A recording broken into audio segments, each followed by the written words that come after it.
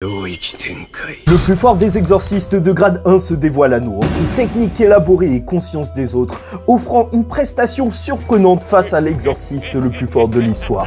Kusakabe Atsuya montre qu'il n'était pas simplement le professeur effacé et lâche qu'on pensait, mais alors que la bataille continue, la suite s'annonce d'autant plus étrange. Bon, territoire simplifié et utilité pour la suite de l'intrigue avec Yuji, psychologie de Kusakabe, étrangement je vous le dis tout de suite, peut-être un message caché lors de ce chapitre qui montrerait qu'il n'était pas sérieux. Où veut en venir Gege Akutami? L'arrivée de l'exorciste africain peut-être pour réintroduire Gojo? On parle de tout ça.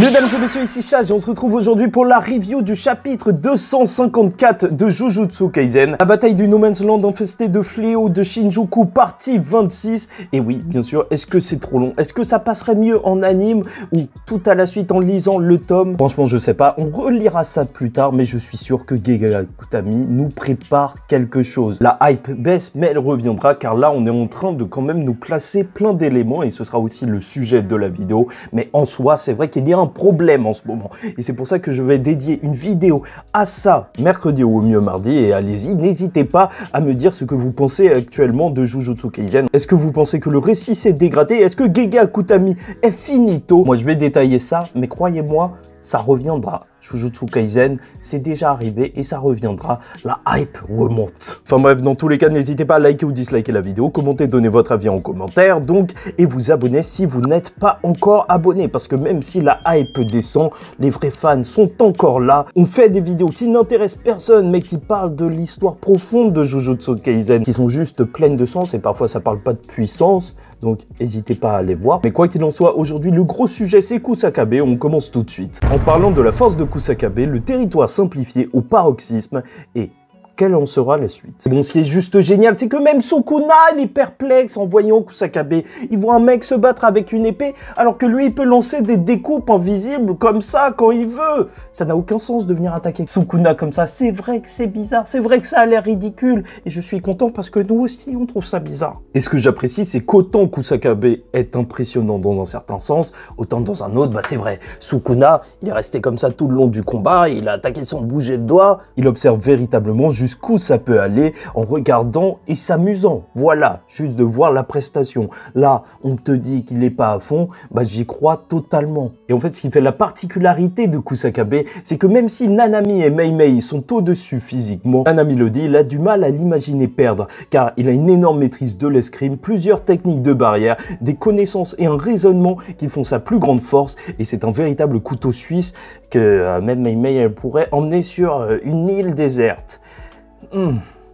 J'ai déjà entendu ce genre d'histoire. Mais non. Même de toute manière, quand tu reçois des compliments de Gojo Satoru, ça fait la différence étant donné qu'il le dira. Normalement, les gens ont besoin d'une restriction pour faire un territoire simplifié, à part les classes S. On ne compare pas les classes S, ce sont de véritables monstres. Oui, on a vu Miwa qui ne pouvait pas bouger pour faire son territoire simplifié. Et justement, c'est ça qui fait tout le personnage de Kusakabe. Des épées et surtout le territoire simplifié, ce qui va nous permettre un petit peu de mieux comprendre la capacité et de voir une utilisation complètement différente. Car une extension de territoire, normalement, c'est une barrière dans laquelle on enferme un adversaire et à l'intérieur de la barrière, un sort est infusé, un sort inné, ce qui fait qu'il y a un pouvoir à l'intérieur. Et étant donné que c'est notre barrière, alors le sort touche directement l'ennemi et bien sûr, on a un buff de puissance, même si c'est momentané, puis après vient le contre-coup. Et donc, pour répondre à une extension de territoire, il faut une autre extension de territoire. Tout ça, c'est un combat de barrière, on l'a vu, entre Gojo et Sukuna. Alors que le territoire simplifié ou territoire des faibles, comme il nous l'aura été présenté dès le début, donc a pour but d'annuler le coup garanti dans une extension adverse. Mais il n'annule pas la technique en soi. Sauf que Kusakabe l'utilise de cette manière, car un territoire reste un territoire et donc il reçoit un boost de puissance et affaiblit légèrement les attaques de Sukuna en son sein. Ça nous explique donc comment il a protégé Higuruma, comment il peut se protéger des découpes de Sukuna,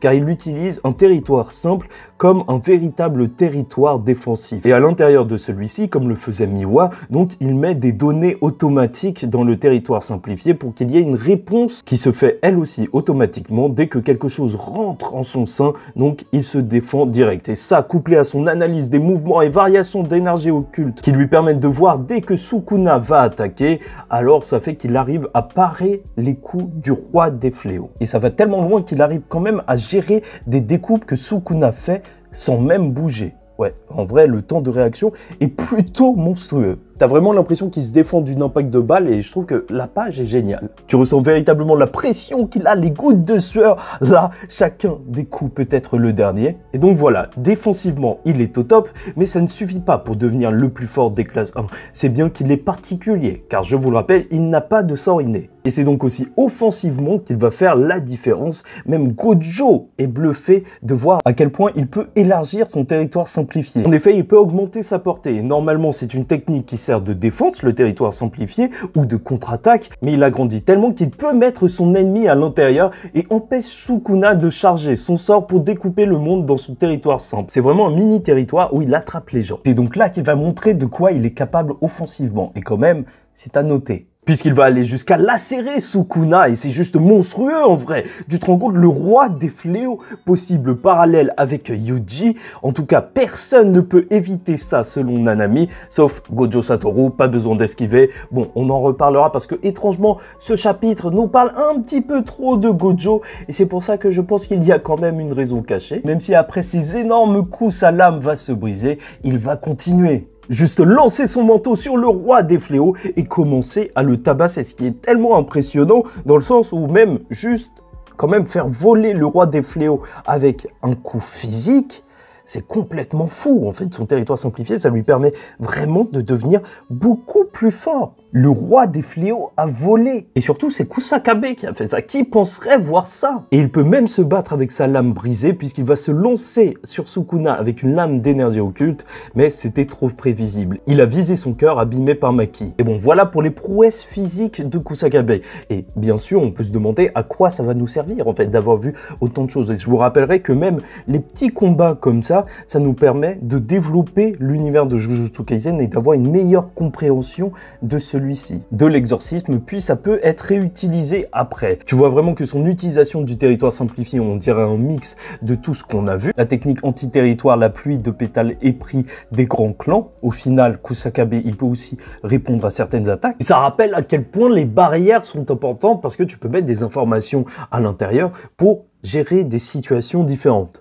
Et bien sûr, maintenant qu'on a ça en tête, on peut s'imaginer, vu qu'on a vu même Yuji s'entraîner avec Kusakabe, que Yuji, s'il est mis dos au mur, même dans l'extension de territoire de Sukuna, ou même, bien sûr, juste pour se booster, qu'il va utiliser des territoires simplifiés. Imagine là, Kusakabe, physiquement, il a réussi à faire des dégâts, mais si c'est Yuji qui utilise ce territoire simplifié pour buffer ses coups, alors ça va faire très mal. Et bon, je vous avoue, juste un petit regret quant au fait qu'on n'ait pas découvert que Kusakabe ne soit pas issu de la famille qui a inventé les territoires simplifiés. Enfin, je m'en fiche, en fait, que ma théorie soit validée ou non, mais c'est juste que j'aurais aimé avoir ce personnage qui était présent durant l'ère Heian et qui a inventé cette capacité, ou au moins qu'on nous en parle un petit peu plus, mais sait-on jamais. En vrai, là, vu qu'il y a tout le monde qui se ramène lors de ce chapitre, je pense que, ouais, même des anciens exorcistes, il y a moyen qu'ils popent de n'importe où et qu'on fasse mais c'est qui? Enfin bref, faisons un petit point sur la psychologie du personnage de Kusakabe, car il est bien particulier,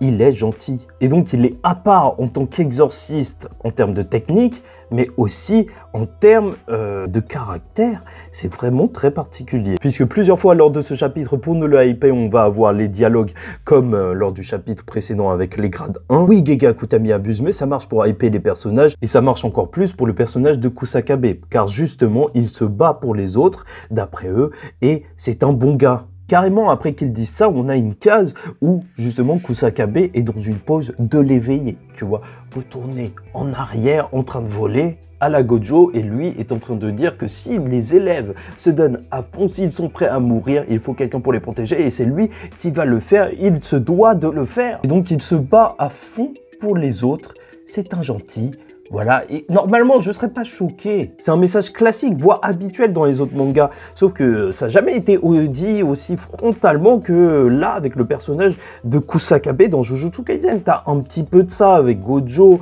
avec Nanami, mais tu vois, quand Gojo il s'est battu face à Sukuna, il y avait aussi un petit peu de fierté qui rentrait en jeu. Parfois, tu savais plus pourquoi il était en train de se battre. Il était en train de se battre juste pour prouver que c'était le meilleur. Là, étrangement, Kusakabe, il n'y a aucune vanité, on dirait qu'il est juste gentil. Et c'est aussi particulier parce que dans Jujutsu Kaisen, la morale est rarement récompensée. Mei Mei part à Kuala Lumpur en Malaisie après avoir fui Shibuya, alors qu'on avait besoin de tout le monde. Nanami, lui, s'est battu à en mourir alors qu'il rêvait de la Malaisie. D'ailleurs, j'aime trop ce pays, j'ai hâte d'y retourner. Je vous le conseille. Donc, la morale, elle est ambiguë, en tout cas dans ce manga, ou peu récompensée par le scénario. Voir un personnage être apprécié car c'est juste quelqu'un de gentil, et même être fort car il est gentil, c'est tellement bizarre et étrange. Vraiment, c'est beau, hein? Mais c'est bizarre. Chez les exorcistes, les plus forts sont de gros égocentriques. Bon, en réalité, ça rend son parcours cohérent, étant donné que quand on y repense, voilà, il n'aime pas s'impliquer, prendre des risques, il aura voulu éviter de se battre à Shibuya dans les combats perdus d'avance, mais dès que les élèves ont eu besoin de lui, il n'a pas hésité à se dresser face, donc, à Kenjaku pour protéger Miwa, mais même pour aider les élèves. Et même là, face à Sukuna, même quand il se dit qu'il le fait pour le principal Yaga, je trouve ça intéressant, car il le dit bien, il n'y aura pas de répercussions s'il n'y va pas se battre contre Sukuna. S'il fuit, il peut voir sa sœur et son neveu, mais Yaga aurait été triste de ne pas combattre avec eux, donc il le fait pour lui aussi. T'as l'impression qu'il aime sincèrement le principal Yaga et les autres personnages, et voilà, c'est ça qui le motive. C'est ce qui fait qu'il se sent responsable malgré tout.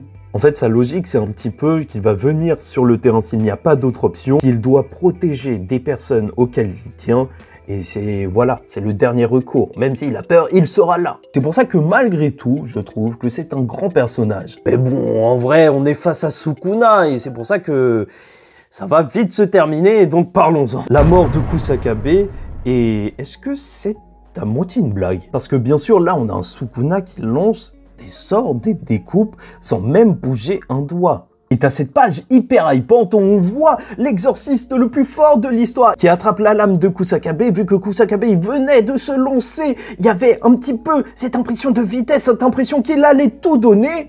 Et la page juste après, c'est juste lui écrasé au sol. C'est la transition la plus violente de l'histoire. Et non, il y a eu Gojo. Franchement, c'est choquant, j'ai pas compris ce qui se passait, mais en vrai, je vais vous le dire, c'est même carrément bizarre. C'est pas hyper drôle, franchement. En vrai, quand on y pense, c'est pas super marrant ce qui vient de se passer. Et je sais que je vais avoir l'air un petit peu zinzin, mais je commence à me demander si tout ça, c'est pas une blague. Alors je sais pas si Gege Akutami, il est juste en train d'abuser tellement que ça en devient drôle, mais en vrai, même voir Kusakabe prendre la pose de l'éveiller et juste au-dessus où on nous dit « Oui, c'est un bon gars, c'est ça qui le rend fort », c'est bizarre. Bizarrement marrant. On parle quand même d'une pose qui est synonyme de puissance, de libération, flotter dans les airs, ceux qui sont prêts à tout détruire, à tout lâcher, et là on te dit juste Kusakabe, lui il est gentil. Je crois sincèrement que Gege Akutami, il nous a un petit peu trollé avec le personnage de Kusakabe. Ça m'étonnerait même pas qu'il nous troll parce qu'il sait qu'on est à bout et que ça va bientôt se terminer. Ça m'étonnerait qu'un auteur ne se rende pas compte qu'il tire en longueur, qu'il a tué plus d'une dizaine de personnages. J'ai dit personnages tellement. Bref, donc les uns à la suite des autres, c'est impossible qu'ils ne se rendent pas compte qu'il y a quand même quelque chose d'un peu lourd. Mais bon, voilà, est-ce que vous y croyez, vous, au grand twist qu'il va y avoir face à Sukuna? Personnellement, moi, j'y crois. Il y a une deuxième phase du plan secrète. Mais bref, donc, puisqu'il va être découpé, il va être ramené et soigné par Oui qui va apparaître. Et la page est tellement terrifiante. Oui, les blagues de pédo, on peut les faire parce qu'il fait très très peur. Le Sukuna attendait Oui et heureusement il va être sauvé, mais déjà rien que ça je trouve ça intéressant vu qu'il a failli se faire toucher par Sukuna. Bah en vrai ça fait que le personnage de Mei Mei peut-être qu'elle se sentira un petit peu plus concernée, mais vu qu'on a vu ce que pouvait faire le plus fort des exorcistes de grade 1, je sais même pas si je suis forcément intéressé pour voir ces corbeaux, sauf s'ils vont à plusieurs, mais ce qui fait aussi, donc parce que c'était mon point ici, que ce chapitre semble limite comique, c'est qu'on a l'arrivée peut-être la plus inattendue. Le retour de Miguel. Mais pourquoi faire? Miguel? Vraiment? On est passé de Yuji, Yuta, Maki en traître à ça?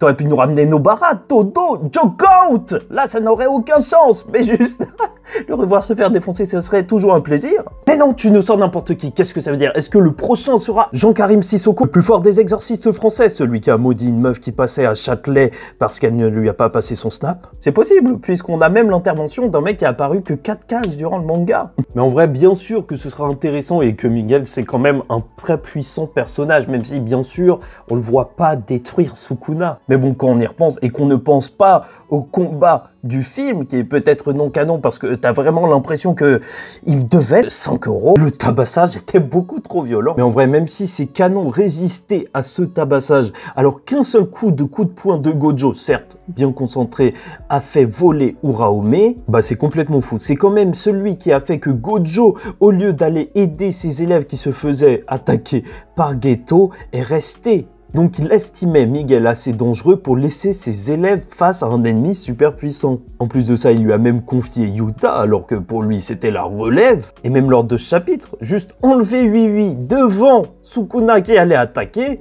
ça c'est impressionnant. Et dans un sens, on aurait même pu prévoir qu'il viendrait, étant donné que la seule chose qui le dérangeait, c'était de voir Gojo Satoru. C'est ce qu'on avait vu donc quand Gojo est venu en Afrique parler à Yuta un petit peu. Ça le dérange. Donc maintenant qu'il est finito, oui, le Miguel est arrivé. Et oui, ça devient relou de nous hyper des personnages pour qu'ils meurent juste après. Mais en réalité, c'est pas une folie, ce mec est un giga Chad. On l'appelle pour battre les mecs les plus puissants du monde. Et même au niveau de l'histoire, ça pourrait être intéressant, étant donné que les 2 filles de Geto qui travaillaient avec Miguel aussi, donc sont mortes ayant été tuées par Sukuna d'un coup. Donc voilà, peut-être que le groupe de Geto aussi entier pourrait intervenir. En vrai, ça m'énerve parce qu'on connaît bien Gege Kutami, mais petite hype quand même pour Miguel. C'est surtout là que tout va se jouer. C'est la première fois que Sukuna voit un homme noir. Donc, est-ce qu'il va être raciste? Là, on attend. Jusqu'où va sa malveillance? Non, on a quand même possiblement le plus fort des exorcistes africains, l'exorcisme japonais vs l'exorcisme africain. Et bon, sait-on jamais, est-ce qu'on aura des sorts un petit peu clichés, en mode esprit d'Afrique, vaudou? Parce que tu connais les japonais et la subtilité, et en même temps, t'as même Dobara qui se bat comme ça avec des clous et des poupées. Pour ceux qui attendent la corde qui annule les sorts, bah en théorie, normalement, ce n'est plus possible, étant donné que le village qui le faisait mettait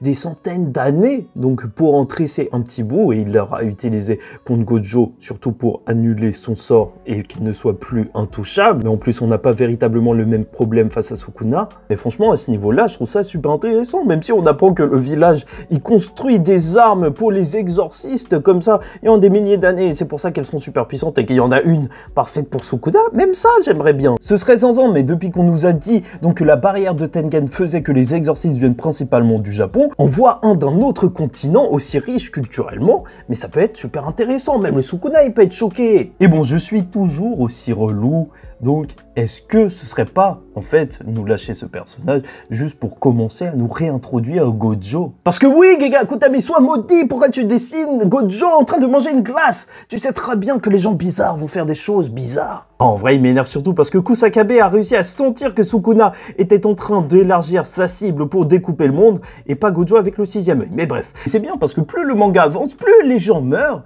moins j'ai l'air fou quand je parlais du retour de Gojo Satoru. Et tous ceux qui se sont moqués de moi, j'ai vu les autres influenceurs qui disent oui, non, ce serait un petit peu abusé. Ah, moi je vous le dis, ça arrivera les gars. En plus, lorsqu'il est en train de parler lors de ce chapitre, il fait référence au serment. Il y a même une référence à l'éveil dans ce chapitre. Donc Gojo est étrangement beaucoup trop présent. S'il revient, ce sera légendaire. Lui qui parle de serment, avec bien sûr la théorie où il perd son œil, ce serait complètement fou. Relisez le combat, le temps n'a rien changé à ce qui s'est passé. Ne pas voir la conclusion d'un si grand affrontement, c'est super bizarre. C'est comme si 2 mecs se combattaient et tu voyais une fin à cause d'une écharpe, ça n'a aucun sens. Mais bon bref, je vais pas en parler durant des heures, il y a une théorie sur la chaîne qui résume toutes les possibilités et c'était mon but en faisant cette vidéo parce que je savais que un jour, tous les jours, je devrais en reparler, donc n'hésitez pas à aller la checker. Et quoi qu'il en soit, entre Kusakabe et Miguel qui sont là, on sait pas trop pourquoi, je suis juste de plus en plus hypé pour revoir le personnage de Yuji. S'il te plaît, voilà, recentrons-nous sur ce qui est principal dans Jujutsu Kaisen. Et donc n'oubliez pas, mercredi, on parle du cirque Akutami, on va se poser la question de pourquoi Jujutsu Kaisen en est arrivé là.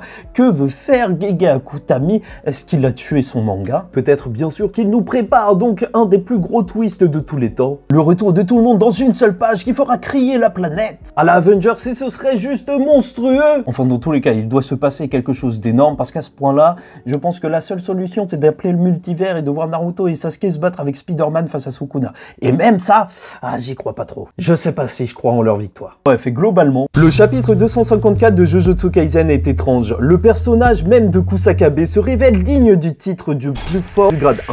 Son sort inné, seulement avec sa maîtrise pointilleuse de l'exorcisme, il arrive à tenir tête momentanément au roi des fléaux. Mais les limites d'un territoire simple vont vite être atteintes face à Ryomen Sukuna, le professeur d'exorcisme le plus gentil et bien étrange, et sera tombé tout aussi étrangement d'un seul coup. Cependant, le prochain adversaire s'annonce, celui qui ne ressent aucune peur face au plus fort, à tort ou à raison. My best friend!